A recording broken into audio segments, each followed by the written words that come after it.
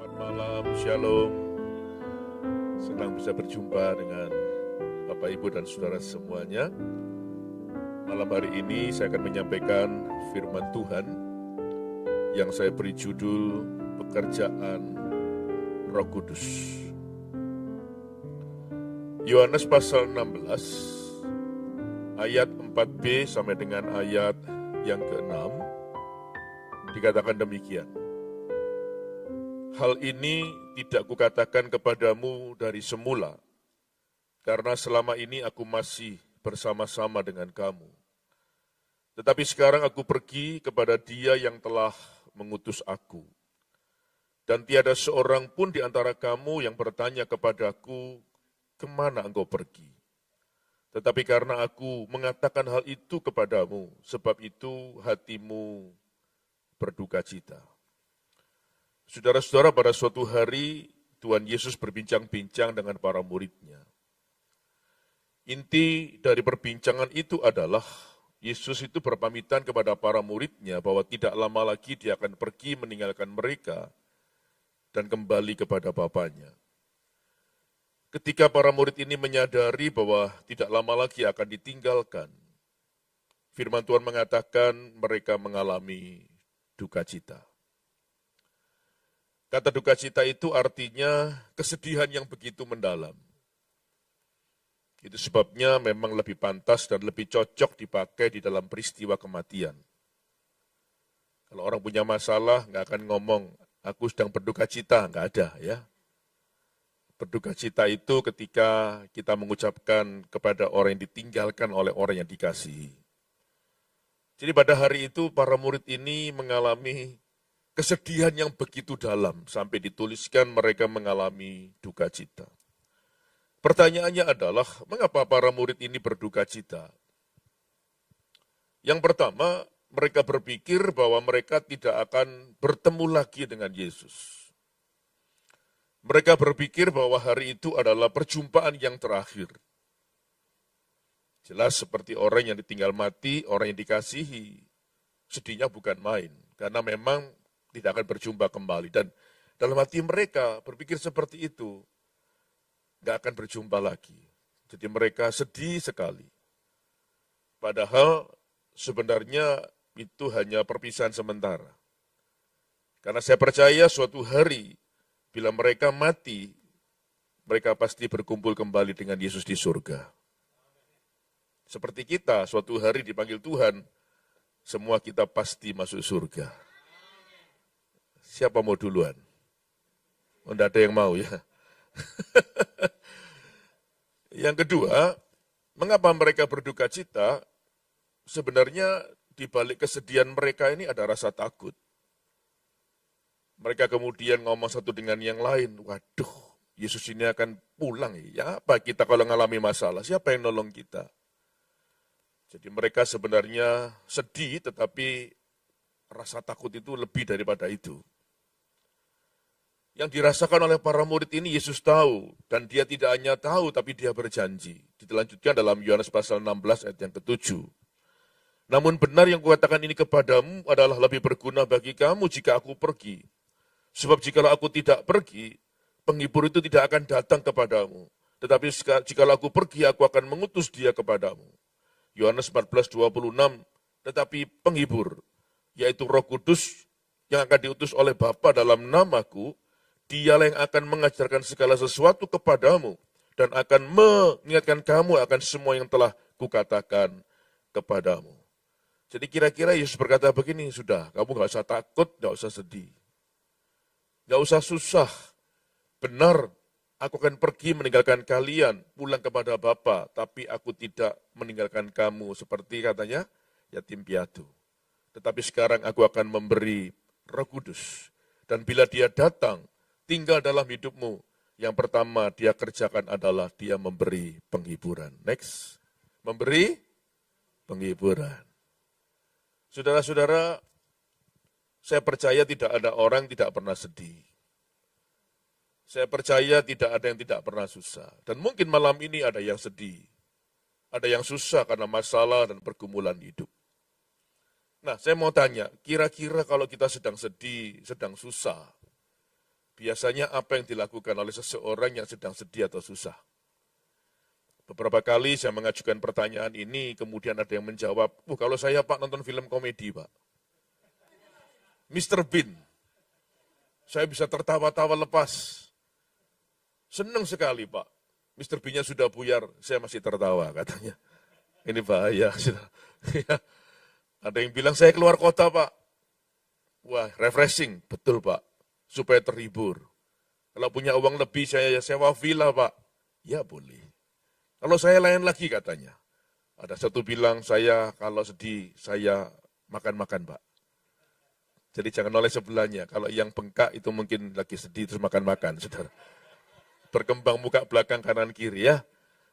Iman boleh bertambah, berat tubuh tak boleh bertambah terus.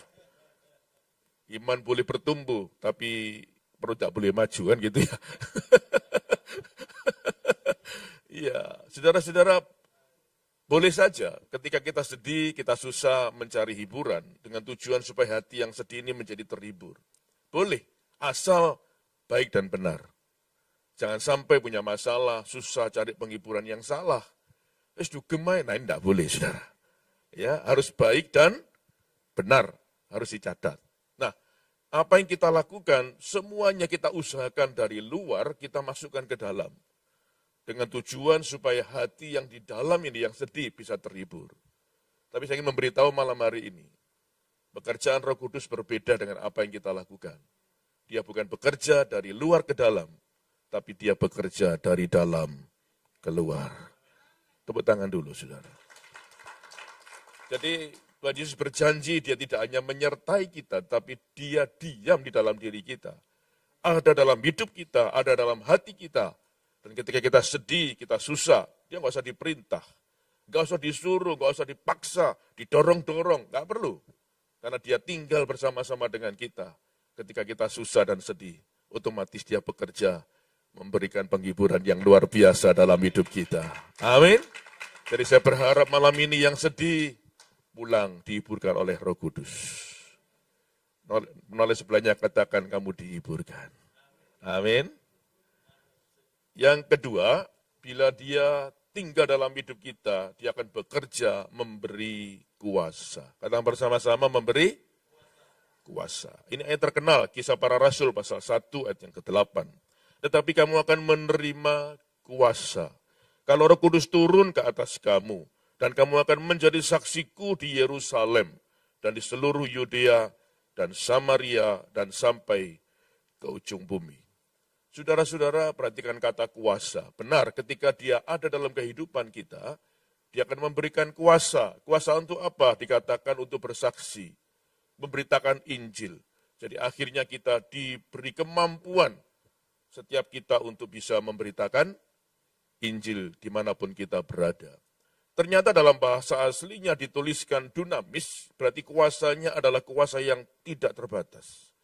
Kuasa kita ini terbatas, tapi kuasa Roh Kudus kuasa yang tidak terbatas. Dia kuasanya bergerak. Dan lebih jauh dikatakan kuasa untuk apa lagi Pak? Kuasa yang bisa mengalahkan perbuatan daging. Termasuk tidak bisa marah-marah lagi harusnya ya. Tapi katanya dia penuh Roh Kudus Pak. Tapi masih marah-marah. Itu mungkin lain, bukan Roh Kudus, mungkin roh kuda, saudara. Ngamuk gitu ya. Saya percaya bila Roh Kudus tinggal dalam kehidupan kita, bisa membuat orang menjadi lebih sabar. Yang nggak ngomong amin, berarti masih ngamuk-ngamuk. Saudara bisa lihat buah-buah roh yang dia kerjakan, karunia yang dia kerjakan dalam kehidupan kita. Dan dia juga bisa memimpin kita kepada apa? Seluruh kebenaran. Tapi Pak, dia masih ngerokok. Nah ini beda lagi. Dia bukan Roh Kudus, tapi rokok kudus mungkin, saudara. Ya. Jadi saya percaya bila dia tinggal dalam hidup seseorang, dia akan mengubahkan hidup orang itu. Dan tidak hanya itu, Kisah Para Rasul dibaca saudara pasal 10 ayat 38 ini. Lihat, kuasa yang satu ini dikatakan demikian, kamu tahu Yesus orang Nazaret bagaimana Allah mengurapinya dengan Roh Kudus dan dengan kuasa. Ia pergi berkeliling, melakukan kebaikan dan menyembuhkan semua orang yang ditindas oleh roh jahat karena Allah menyertai dia. Ternyata Roh Kudus bisa bekerja mengurapi seseorang dan kemudian mengadakan tanda-tanda mujizat termasuk kesembuhan. Yesus pun juga diurapi dengan Roh Kudus. Akibatnya dia bisa mengalahkan kuasa si jahat, kemudian bisa menyembuhkan banyak orang sakit. Kesaksian. Kejadian tanggal 8 Desember 2021 jam 8 pagi, lokasinya perumahan Citraland, Surabaya, Jawa Timur. Siapa yang ngalami? Saya, saudara. Jadi sudah kurang lebih 1,5 tahun yang lalu. Saya ini setiap hari berolahraga, minimal jalan pagi. Kalau jalan kira-kira 4-6 kilo. Biasanya juga bersepeda, kami punya grup. Saya tinggal di Citraland sejak tahun 1997, 26 tahun.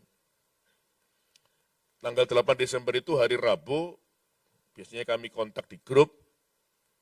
Ternyata nggak ada yang bersepeda, cuman saya dengan teman saya namanya Saudara Afa, tinggal di Citraland juga. Kemudian kami kumpul bertemu di konsulat Amerika. Kemudian kita bersepeda, saya bersepeda itu bawa 2 tas, 1 tas kecil saya taruh di depan, di rangka isinya handphone sama uang beberapa gitu untuk makan sarapan, satunya tas ransel kecil, isinya nggak berarti, tambal ban, ya, pompa, kunci-kunci. Kenapa? Kadang kempes gitu ya, carinya jauh, tempel bannya. Nah, dekat Citraland itu ada namanya kawasan Bukit Ular. Siapa pernah masuk? Ini seperti hutan, gunung, dinamai Bukit Ular karena memang medannya gini, berkelok-kelok. Juga seringkali ketemu ular, ya, ular kobra, ular piton. Nah, bagus sekali, ada perkebunan mangga, perkebunan bunga matahari, peternakan juga, termasuk peternakan babi karena memang ada sebagian di situ masyarakat Hindu, ya. Nah, di tengah-tengah Bukit Ular itu ada namanya Warung Jahe Mbak Ana, sangat terkenal. Itu tempat cangkruk para pesepeda. Jadi kami janjian sama Saudara Alfa itu pagi sekitar 5:30, udah di depan konsulat, kemudian kami keliling Citraland sebentar, masuk Bukit Ular. Wah, memang enak, oksigennya sangat baik. Kemudian keliling-keliling, kami cangkruk di warung jahe itu. Setelah cangkruk sebentar, makan telur setengah matang, wedang jahe, kemudian kami keliling lagi. Keluar, kemudian kembali masuk ke Citraland. Rumah saya nggak jauh sebetulnya sudah, ya. Mungkin beberapa menit sudah belok kiri, naik, rumah saya di Taman Pusparaya, Pasar Citraland itu loh. Nah, di jalan raya itulah kemudian saya di depan, Saudara Alfa ini di belakang saya, tiba-tiba sepeda motor berboncengan mendekati saya. Dia tahu persis bahwa tas ransel itu nggak akan bisa ditarik, makanya saya diangkat, kemudian saya dibanting. Ke arah sebelah kanan, helm saya nggak lepas, tapi karena posisi jatuhnya begitu keras, kepala bagian kanan, helm nggak lepas ini ya, sama bahu menghantam aspal dengan sangat keras. Dan ini fotonya saya pendarahan hebat dan saya pingsan di tengah jalan itu sepeda saya. Kepala saya pecah di sini, helmnya nggak pecah. Ya namanya untung ya itu ya. Nah nggak pakai helm, ya sudah lebih fatal. Saya belum nyala. Nah, ini saya pendarahan, saya pingsan. Kemudian security Citraland datang, jadi video ya. Ini saya cuma screenshot aja. Kemudian dikirimkan ke pihak Citraland. Maunya supaya segera ambulan datang, tapi nggak datang-datang. Saudara Alfa nelfon teman-teman, minta pertolongan juga kelamaan, saya pendarahan hebat, bahasa kuyup, karena memang malam saya minum pengencer darah. 2018 saya ring jantung 2, jadi harus minum pengencer darah. Saya juga khawatir kalau kolaps, saya nggak tahu apa yang terjadi, nggak ngerti apa-apa. Tapi security sama Saudara Alfa ini pintar, nggak diapa-apain dulu, memang bahaya. Sampai saya bergerak, baru didudukkan ini. Setelah didudukkan karena kendaraan nggak datang-datang, kemudian saya dinaikkan sepeda motornya security. Itu juga luar biasa, dibawa ke puskesmas, belakang nggak ada yang megangi, saya juga nggak sadar. Setelah semua terjadi, saya baru tanya, katanya saya gini-gini terus. Waduh ini ya, ya saya percaya ada malaikat Tuhan yang memegangi saya ya. Dibawa ke puskesmas Made, jaraknya kurang lebih 5 menit, masuk dalam puskesmas, para dokter kenal saya, karena saya memang RT di daerah situ, dan saya banyak ngurus vaksin pada waktu itu. Ini Pak Jayadi, ini ayo bangun Pak, nggak boleh pingsan Pak, ayo Pak. Waduh Pak, pendarahannya Pak, tak buang bajunya ya, dipotong, dibuang, kemudian Pak ini kepalanya memar, bengkak, besar sekali, pendarahan hebat, Pak terpaksa harus dijahit, nanti daripada Bapak kehabisan darah. Gimana Pak, yuk bangun Pak, ya Bapak, tidak tahu, mungkin saya mantuk-mantuk gitu ya. Kemudian dijahit, cepet-cepet deh, gak karu-karuan hasilnya kayak ini tadi, kayak jahit kasur ini ya. Ini katanya jahitan 10 tapi ruwet. Ya, kemudian saya pingsan lagi, ambulan Citralen baru datang, kemudian dibisiki masih ingat saya, gak apa-apa Pak Jaya di ambulannya anyar, masih anyar, gak gelem gitu kan ya. Masukkan ambulan, saya pingsan-pingsan, kemudian diantar sama dokter dari Puskesmas, dibawa ke National Hospital terdekat, kemudian saya difoto, ternyata kenapa pingsan-pingsan? Ternyata memang pendarahan di dalam 7 mili. Nah ini saudara ya, mendekati otak. Makanya saya pingsan-pingsan. Disiapkan langsung bedah torak, kepala, mau diambil darahnya. Kemudian ternyata di foto bahu kanan saya patah dan pecah itu, dilingkarin. Jadi pecah begini, bukan patah ya, pecah. Kemudian tulang rusuknya patah 5. Itu, bolong-bolong itu. Dan ternyata pada waktu kebentur aspal, tulang rusuk itu masuk ke dalam, membentur paru-paru dan pendarahan di dalam. Dan luar biasanya katanya, masih untung lagi, itu tulang rusuk balik ke posisi. Kalau itu nyoblos, waduh, fatal sudah bisa lewat mungkin, kempes langsung, begitu. Dan disiapkan operasi bedah kepala sama bedah paru-paru, bedah ini untuk dilihat tulang rusuknya. Kemudian ya. Dan kemudian saya diopname 1 malam, ditanya terus pusing enggak, mual enggak gitu ya. Terus akhirnya sampai besok pagi, ternyata saya enggak mual, saya enggak muntah, saya enggak pusing. Saya minta pulang, enggak jadi dioperasi. Ya, sampai di rumah dipantau terus. Ya, saya lupa kejadiannya, enggak bisa ingat. Pokoknya memori ini hilang. Sulit untuk mengingat. Banyak yang lupa. Masih ada untungnya, lupa utang juga. Ya, kemudian saya daftar ke rumah sakit ortopedi karena ada yang menganjurkan teman saya dokter disambung dulu katanya ya bagian bahu karena kalau tidak nanti nyoblos keluar menceng atau numpuknya bisa silang begitu. Akhirnya saya daftar di ortopedi untuk dioperasi tanggal 16 Desember. Saya masuk jam 10 pagi. Saudara, 12:30 sudah disiapkan semuanya, tinggal masuk ruang operasi, karena rencananya tindakannya itu jam 1. 12:30 tiba-tiba saya berdoa begini, Tuhan, saya bingung doanya ini, saya ini mau dioperasi, bagian bahu saya. Aduh, gimana ya Tuhan ya, saya ini kepingin pelayanan, saya bilang. Boleh nggak saya minta tanda? Kalau boleh pulang hari ini, nggak perlu opname, itu Kamis, tanggal 16, berarti Sabtu saya boleh pelayanan ya. Karena Sabtu lalu saya mestinya ke Jombang, saya batalkan. Minggu saya ada pelayanan lagi 3 kali. Boleh nggak Tuhan tandanya kalau nanti malam boleh pulang, izinkan saya Sabtu sudah pelayanan. Kemudian jam 1 saya digledek masuk. Ditanya suster itu saya masih lemot loh. Ditanya dokter itu masih banyak yang lupa. Jam 1 operasi bahu, ya di pen. Kemudian jam 3, setengah 3, jam 3 saya sadar. Terus ditanya sama susternya, kaget susternya, loh kok seger, kok jawabannya lancar. Saya sendiri ya bingung. Semua peristiwa jadi ingat. Terus memori bisa kembali, sih enggak enak ingat utang itu tadi. Harus dibayar. Cicilan-cicilan ingat semua. Waduh ya sudah ya. Kemudian saya bilang, gimana sus? Oh Bapak bagus loh Pak, lancar semua. Saya juga heran, dia heran, saya heran. Kemudian saya berdoa gini, Tuhan berarti boleh pulang ini ya. Kenapa kok jadi begini ya? Kok jadi seger, saya ingat semuanya. Saudara, ada jawaban dalam hati saya. Tuhan berkata begini, ketika kamu tadi mau masuk ruang operasi, kamu berdoa, Sabtu mau pelayanan, Minggu ingin pelayanan juga. Berarti ketika kamu ingin menyenangkan hati Tuhan, Tuhan menyenangkan hidupmu. Tepuk tangan bagi Tuhan, saudara. Dan kemudian 7:30 malam dokternya baru datang. Diinterogasi lagi, diwawancara, ditanya, lancar saya. Terus dia bilang, ya apa ini habis ini? Saya mau pulang dok. Kamu habis operasi, nggak bisa. Ayo dok, tanya apa saja, saya bisa jawab. Ditanya, dia juga bingung, saudara. Ya.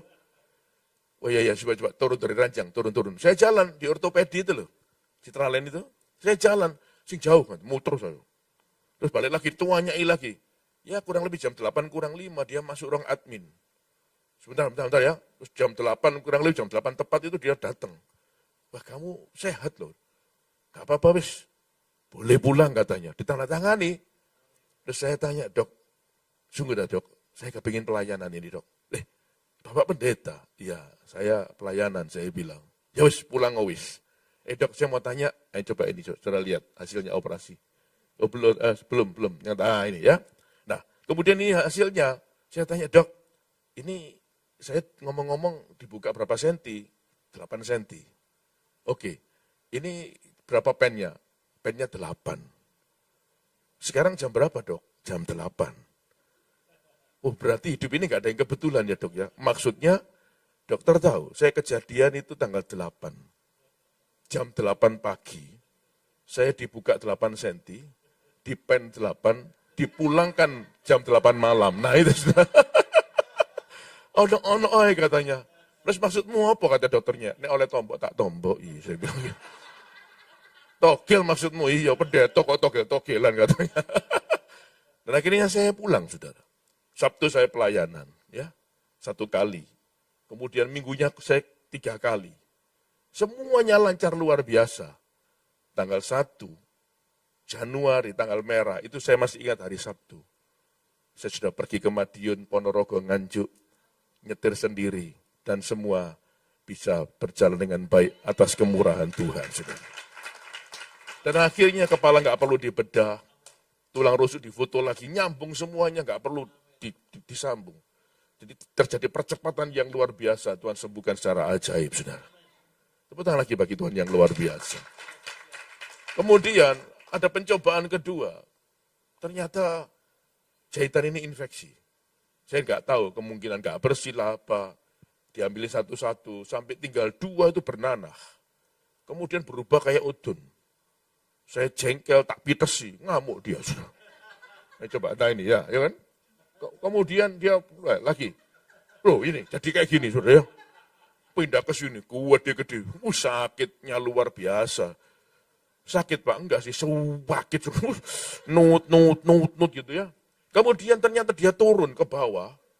Di dahi sini udunan. Wah di alis, di pantat, di selangkangan, di perut. Gede. Virus bakterinya masuk ke dalam. Waduh, saya periksa ke dokter kulit kelamin di Siloam, dia bilang, Pak ini virusnya masuk loh. Hati-hati ini di kepala, bisa masuk ke otak. Ini ganas Pak. Kemudian saudara lihat tumbuh lagi di ketiak 15 biji. Sebelah kanan, sebelah kiri 8, saya nggak tayangkan, nggak ada. Ya, ini sakitnya luar biasa. Kemudian dokter bilang ini harus dipotong, dikerok, dan dijahit satu-satu. Kalau enggak, waduh ini bahaya Pak, bisa menyebar kemana-mana. Dalam hati saya, ciri gak tahu udunan gede, udunan naik ya apa ya. Kemudian saya pelayanan ke Kupang masih ngajar. Saya ngajar ke pemimpinan Kristen di Kupang. Pecah di pesawat pendarahan, saudara. Karena tekanan udara. Nah saya udah janji ya. Kemudian saya pulang tiap hari dikasih kasa, kasih plester. Dokter bilang cepat operasi yo. Saya bilang Tuhan saya nggak mau operasi, boleh nggak? Kalau kepala ini pendarahan di dalam nggak perlu operasi, Tuhan sembuhkan. Paru-paru berdarah Tuhan sembuhkan. Tulang rusuk 5 bisa nyambung dengan luar biasa. Bagian yang sulit Tuhan bisa kerjakan. Saya percaya udunan bisa disembuhkan. Kemudian terus berjalan April, Mei, Juni, Juli, Agustus. Pelan-pelan mulai pecah sendiri, pecah. Kemudian yang mau keluar gak jadi. September juga begitu. Oktober mulai sembuh, November. Dan sekarang sembuh total 100%. Saya kontrol dokter lagi. Ya apa? Sudah operasi belum? Gak jadi dok. Loh, sok main-main loh. Gak jadi dok, Tuhan sembuhkan saya. Kok bisa? Ya kan bagian sulit ini disembuhkan, masa ini gak bisa. Hei, bukan. Saya tak buka dilihat bersih. Tanpa ada bekasnya, itulah luar biasanya Tuhan kita. Jadi malam hari ini saya ingin berdoa, yang sedih Tuhan hiburkan, yang sakit Tuhan sembuhkan. Kalau saya bisa, percaya ada kesembuhan untuk saudara juga. Lah Bapak Ibu Saudara, kalau kita mengalami sebuah peristiwa, mengalami sebuah kejadian, ada 2 pelajaran penting yang ingin saya sampaikan malam ini. Perhatikan baik-baik. Yang pertama, kita tidak boleh saling menyalahkan. Siapapun di antara kita begitu mengalami masalah, persoalan sekitar kita, mau suami, mau istri, mau anak, siapapun, orang tua, mertua, jangan saling menyalahkan. Saya jatuh seperti itu. Puji Tuhan, anak istri saya nggak nyalain saya. Kalau coba disalahin, lawis semua kita kayak gini sih dilolokno, sih disenani, gak waras-waras, saudara. disupport dulu, ditolong dulu. Baru nanti dibicarakan pelan-pelan. Belajar dari Yesus dong. Yesus nolong dulu, ya kan? Baru dikasih tahu yang betul bagaimana, iman yang benar bagaimana. Pada waktu naik perahu bersama-sama, diserang angin dahsyat, gelombang dahsyat. Gak dimarahin dulu murid-muridnya, tapi diberhentikan dulu ombaknya. Betul nggak? Baru diberitahu. Berapa banyak kita ini gampang ngomong, gampang ngamuk, gampang marahi orang. Kalau ada masalah, bantu dulu menyelesaikan, baru nanti dibicarakan, dimusyawarakan. Itu baru benar. Nah ini sakit kabel di Senen ya tambah loro kabel, saudara. Tambah gak waras-waras. Yang kedua, jangan berkata seandainya. Dalam hidup ini kata seandainya harus dibuang jauh-jauh. Misalnya saya jatuh kayak begini, ngalami masalah peristiwa itu. Istri saya ngomong gini, seandainya kamu tidak sepedaan, tidak tiba, percuma kan sudah lewat. Umpama kamu tadi di rumah, makan pagi sama saya, gak tiba kamu. Percuma. Kan sudah selesai, sudah lewat, sudah berlalu. Kalau dulu aku ke dokter ini, gak kejadian seperti ini, percuma. Dalam hidup ini kata seandainya harus dibuang. Alkitab gak pernah mengajarkan itu.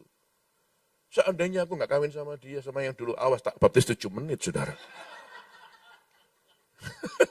Sampai pelukuduk, baru dientas itu ya. Gak boleh. Saya kerja properti. Saya tahu tahun 2012 properti naik 4 kali lipat ya Pak ya. Nah kalau 2011 saya tahu, tak borong kabeh. Seandainya 2011 tak tuku kabeh sogi aku, percuma. Sudah lewat. Nanti malah menyesal, malah sedih, malah berkelahi dengan sekitarnya. Betul nggak?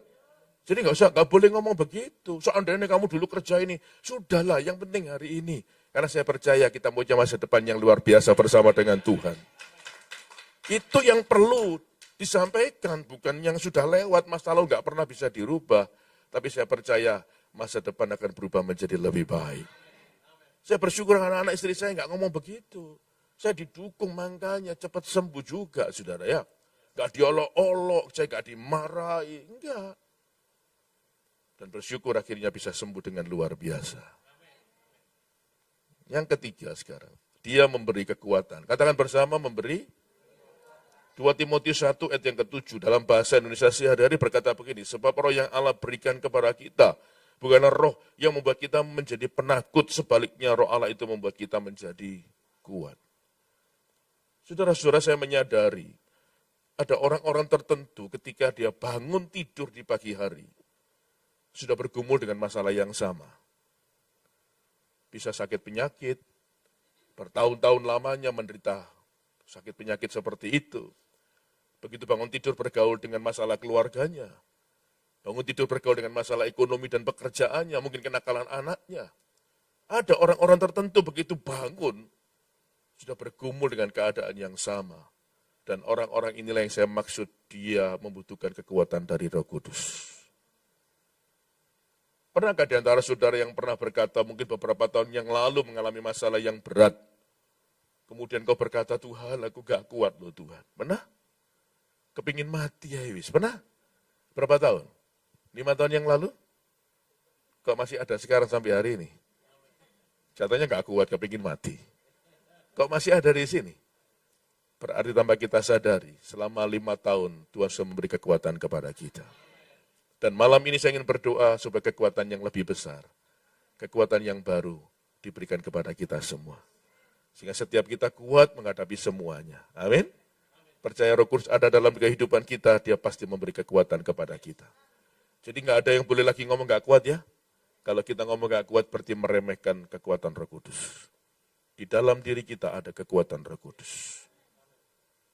Jangan berdoa juga hidup ini lebih gampang. Nggak pernah lebih gampang. Coba dilihat ini. A.W. Tozer. Jangan berdoa supaya hidup ini menjadi lebih gampang. Tetapi berdoalah supaya Tuhan selalu memberi kekuatan yang baru setiap hari. Kita butuh kekuatan. Siapa butuh kekuatan? Tuh, ada kalanya masalah pergumulan yang gak kita inginkan loh, tiba-tiba datang. Makanya kita butuh kekuatan dari Tuhan. Sebagai bukti, Lukas 22, ini luar biasa. Ayat 42, 43, 44 ketika Yesus berdoa di Taman Getsemani. Saudara perhatikan, hari itu Yesus adalah 100% ilahi, betul? Di dalam dirinya 100% manusia. Loh ya kan? Dia 100% ilahi tetapi juga 100% manusia. Ketika dia berdoa secara ilahi, saya ulang, secara ilahi dia bisa melihat bahwa tidak lama lagi dia mengalami penderitaan yang hebat. Dikhianati Yudas, dijual 30 keping perak. Dijual saja sudah menyakitkan. Siapa pernah dijual? Atau mau menjual sebelahnya? Kak Bayu ya Pak ya. Orang sih jawab mari Kak Bayu katanya. Ya, dijual saja sudah menyakitkan. Orang ngomong gak enak, kita tersinggung, bisa sakit hati dibawa mati kok. Ini dijual, nilainya pun ditentukan oleh setan 30 keping perak. Saudara tahu, angka 30 keping perak artinya apa? Kita bilangan mengartikan itu harga jual seorang budak pada zaman itu. Jadi harga diri, martabat, derajat Yesus diturunkan seperti budak. Bayangkan, makanya siapa yang bermain-main dengan setan, hidupnya dipermainkan oleh setan. Ditentukan 30 keping perak. Kemudian apa? Dicampur 39 kali, hancur tubuhnya, pikul salib, diludahi, jangkauannya ditarik, dipukuli, mahkota duri, kemudian disalibkan. Loh, pada waktu dia berdoa melihat serentetan penderitaan itu dia nggak tahan. Secara manusia dia nggak mampu, makanya lahirlah doa ini. Doa ini kemudian diberi nama doa negosiasi. Berapa kali dia berdoa? 3 kali doanya kayak gini. Ya Bapakku, jikalau engkau mau ambillah cawan ini daripadaku. Tetapi bukanlah kehendakku, melainkan kehendakmu lah yang terjadi. Doa ini ngomongnya gini, Bapakku nggak kuat loh. Berat bagi aku. Boleh nggak aku nggak ngalami? Ambilin cawan ini. Cawan itu penderitaan.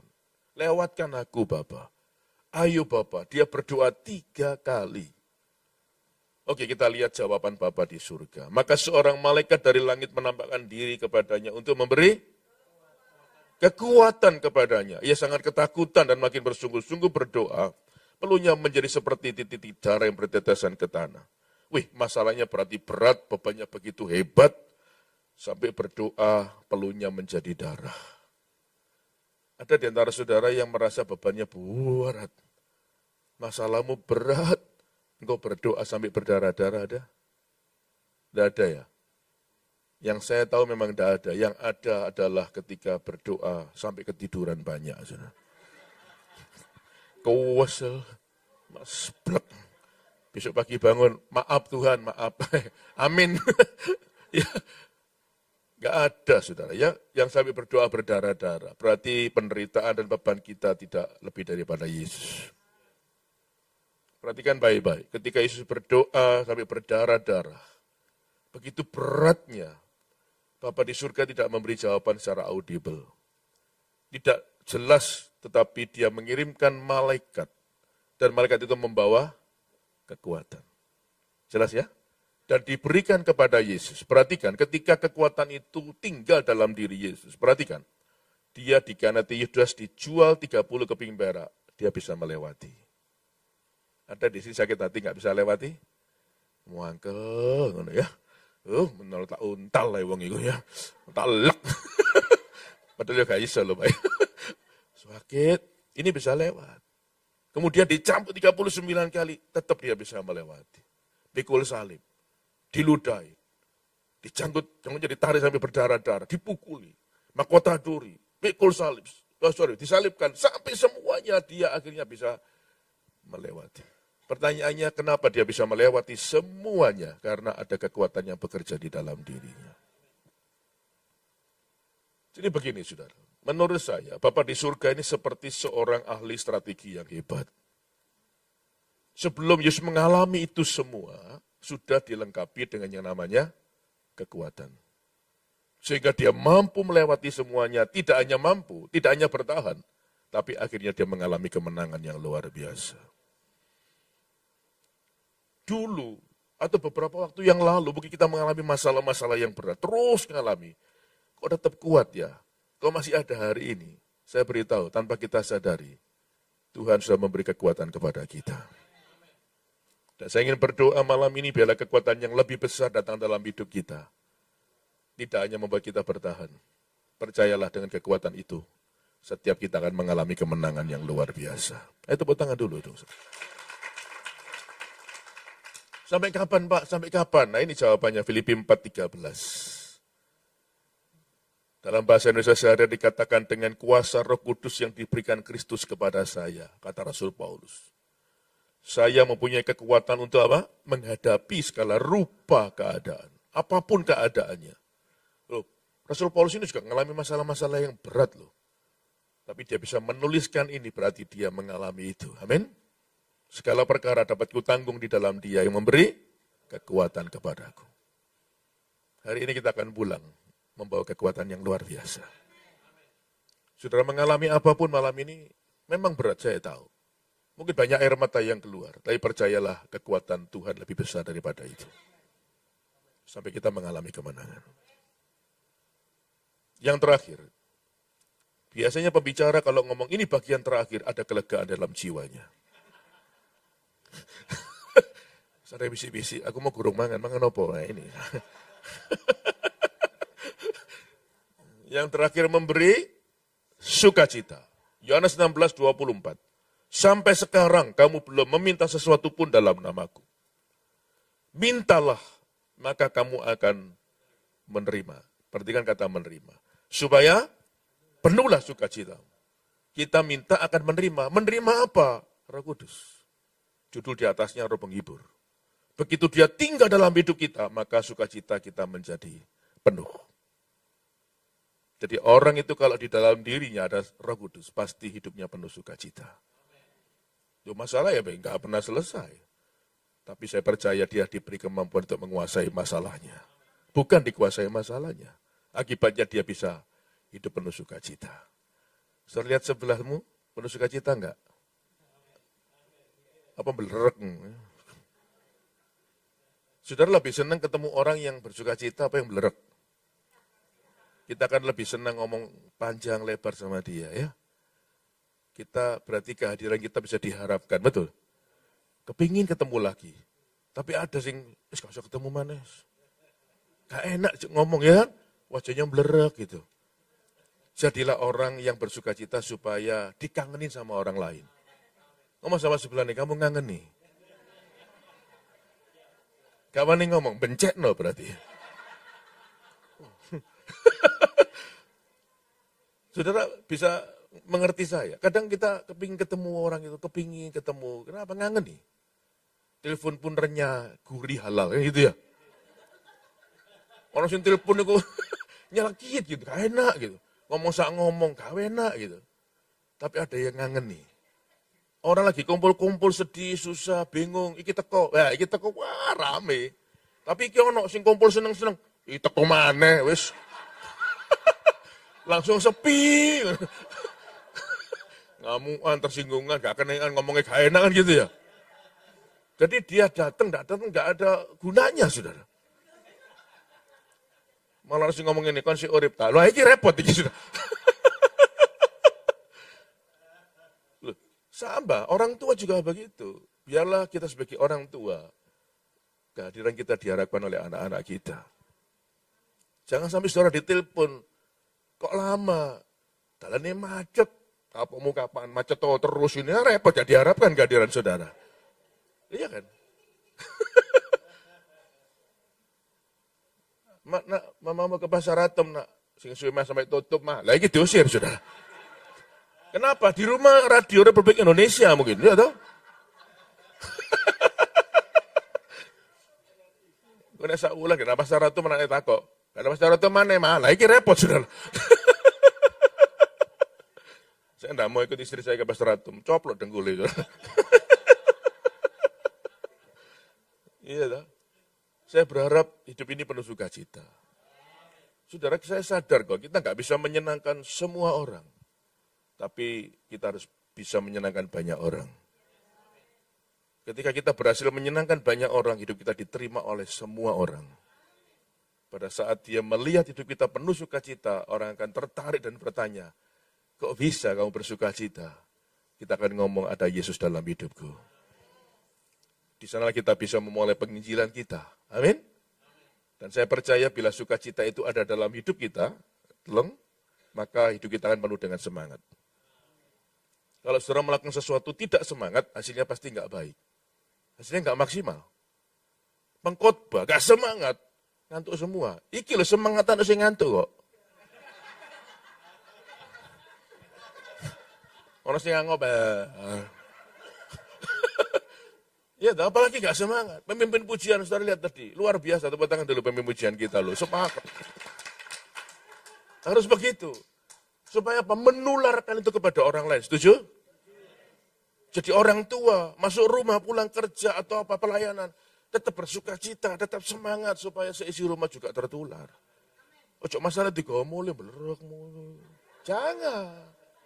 Supaya menulari, saudara.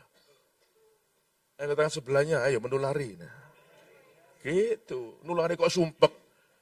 Nulari kok beban berat. Jangan. Datang dimanapun kita berada, ketemu siapapun orang diberkati lewat hidup kita. Dan dia bilang kamu orang yang luar biasa. Kita bisa ngomong, bukan Yesusku yang luar biasa. Kan gitu. Ayo tepuk tangan lagi, saudara. Ya. Amsal 18:14 berkata, orang yang semangat dapat menanggung penderitaannya. Tetapi siapa yang kekurangan semangat, dia mengeringkan tulang. Karena hati yang gembira adalah obat yang manjur. Kalau kurang semangat, kata Yesaya berkata, minta kepada Tuhan, dia bisa memberi semangat kepada yang tiada berdaya. Amin. Tuhan memberkati. Mari kita bangkit berdiri. Nyanyikan.